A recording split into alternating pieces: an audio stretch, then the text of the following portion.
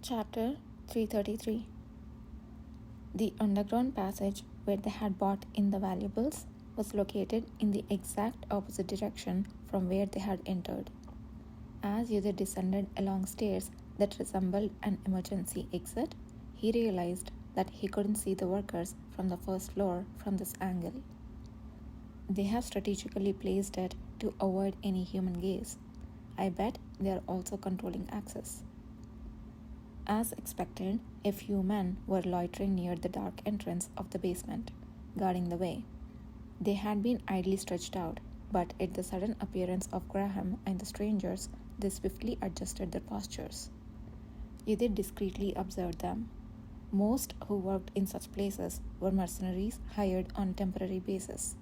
However, judging from the weapons they held and their saluting stance, they didn't seem like your average mercenaries. You have arrived. Is anyone inside right now? No one. Graham, glancing disdainfully at the men, turned his head. His gaze passed over Kishir and landed on Yudhir's face with evident distaste. You can enter right away, but do you plan to keep him with you throughout? What if I do? The inside isn't dangerous, so it might be better if the others wait here. It will be more comfortable for you to look around. It was a gentle way of saying he didn't want to let in not just the Duke, but even his male lover. Kishir, however, wasn't about to take that at face value. Crossing his arms, he expertly shielded Yudhir from Graham's view and playfully asked, What do you think is best, Yudhir? Should I go alone? I'm fine either way. No. In a situation like this, you should be jealous and tell me not to leave you alone. Aren't you worried about me being alone with another man? The expressions of both Graham and the guards changed dramatically. Yudhir hesitated for a moment before saying, Of course, I'm worried.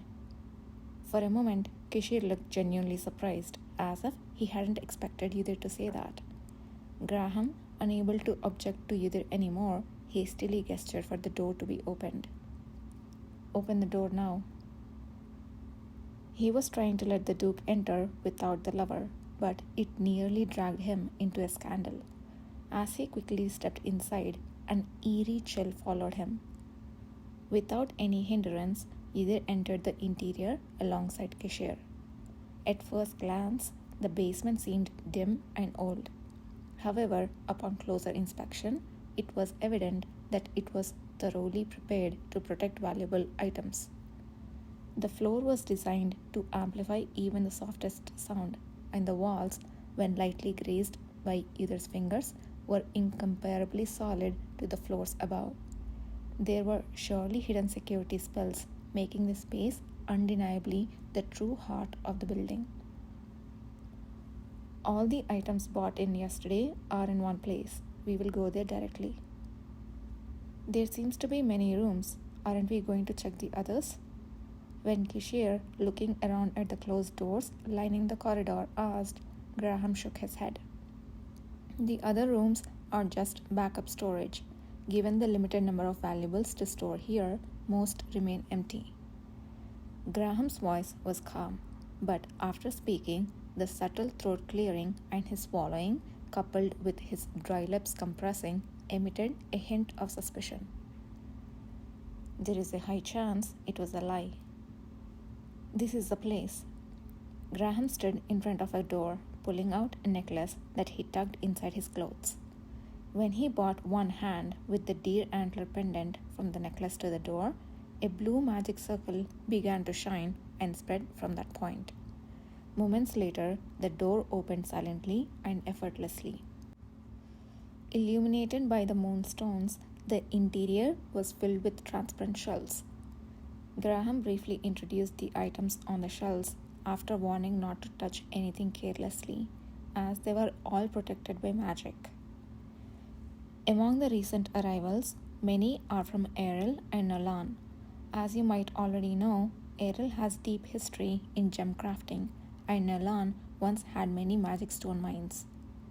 Even if the magical tools made during those times are not usable now, They are valuable as collectibles due to their beautiful appearance. Various luxury items made from all sorts of gems and dozens of magic tools claimed to be from a long time ago were on display, each showcasing their unique beauty. They indeed were worth the immense effort to protect. Beautiful indeed, but just being beautiful isn't intriguing.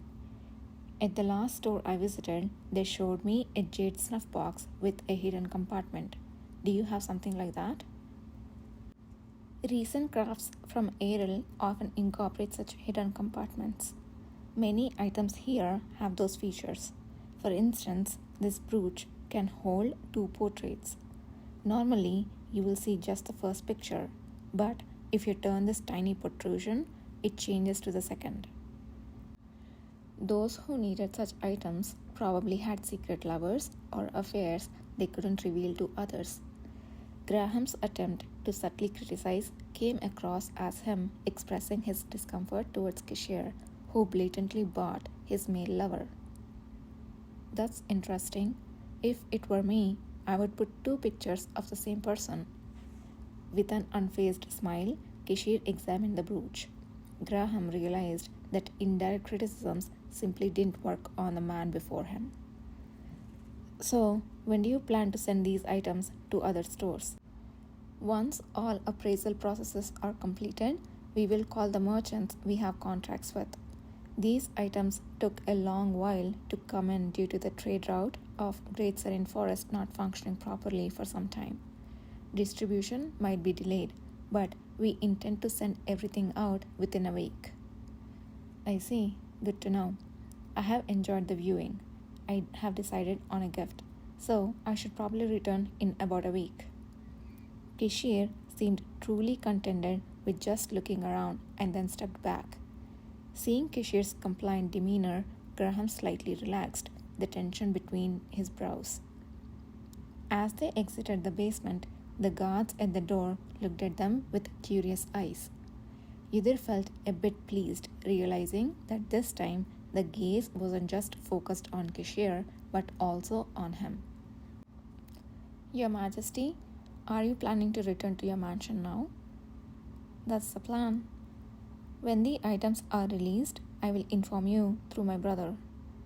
His kindness was filled with a plea not to come back here if possible. They ascended to the second floor and retraced their steps. Nathan Zuckerman, who had returned in their absence, was seated quietly in the parlor. He rose when he saw Kishir. A southerner? Ah, he's my officer. He had some urgent matters to attend to earlier, and I completely forgot to mention it. Graham, who belatedly noticed Nathan Zuckerman's presence, looked taken aback. Kishir casually explained with a smile. Nathan, did you manage to get your task done? Yes, I got a bit lost along the way, which made my return delayed. Did you find the item you're looking for? Well, nothing particularly caught my fancy, but there were quite a few decent things. It was good to come. Graham couldn't guess the profound implications hidden within this casual conversation. He tried to conceal his astonishment as he saw the three off.